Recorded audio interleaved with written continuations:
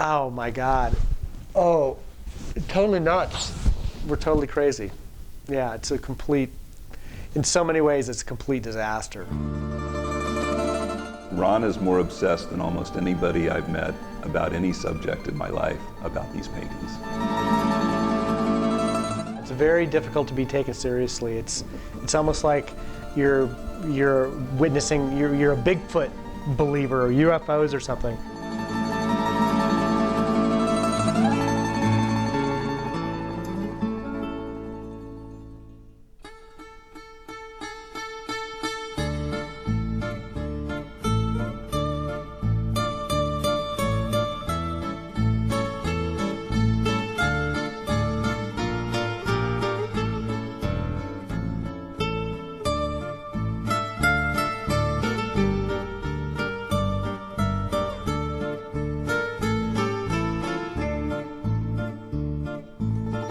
It was September 2004. I was cruising the internet, looking at eBay, and I spotted these paintings that somehow seemed exceptional. When I opened the box and first saw the paintings, it was incredible how beautiful they were. They seemed perfect. I can't explain it, but they seemed right. Ron has a very good eye. I mean, he was able to go through thousands of works and find the ones that had this aura of authenticity, that have this really excellent quality of making to them, just simply works that looked great.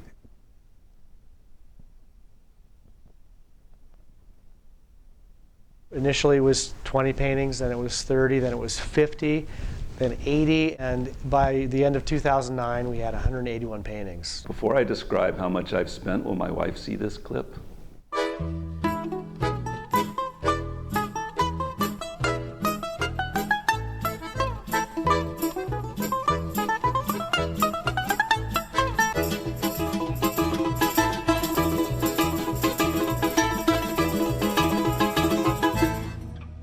Russian avant-garde art was hugely important in the United States. It has this kind of almost mythic status for artists even today. It was a really unique window in which there was this new hope for a totally transformed world.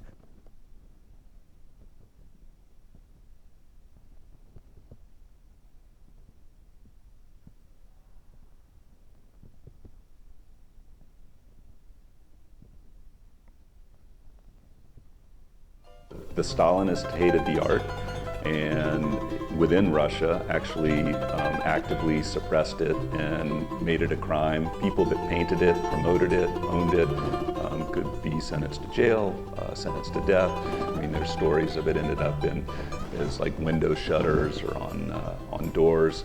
There are also stories that many of these works were destroyed or sent to the provinces and just somehow disappeared. It's one of the very exciting and strange stories about the fate of Russian avant-garde art.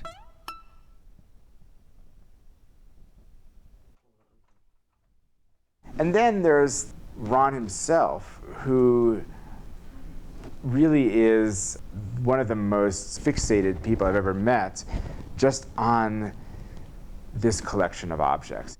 I've collected things my entire life. I've always been fascinated by the Cold War.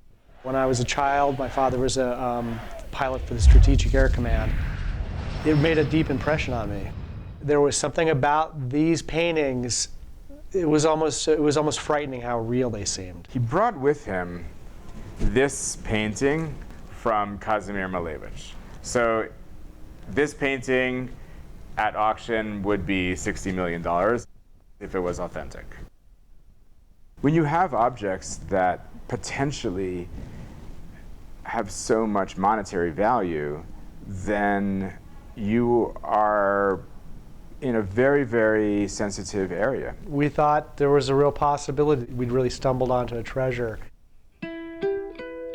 But whenever you approach the market with the paintings, there's an immediate rejection. It's a very difficult thing to bring something like this into the world.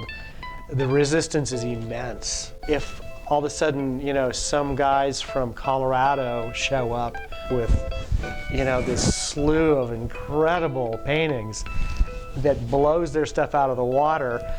I don't think they'd be real happy about that. There's a lot of people who stand to make a lot of money, and there's some people who stand to lose a lot of money as well. You know, it almost feels like there's a cartel.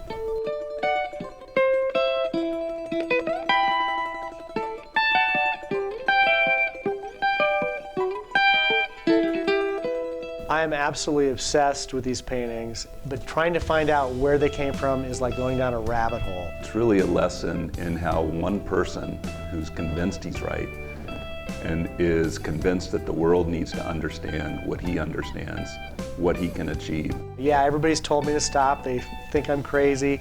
My first thought was, if this is not authentic, it's forged in a very well and very cunning way. They looked marvelous.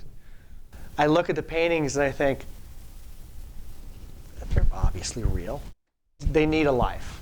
They need to be brought into the world. Ron saw a life purpose in these works. His own obsession with trying to authenticate them is really about his own search for meaning. These paintings changed his life.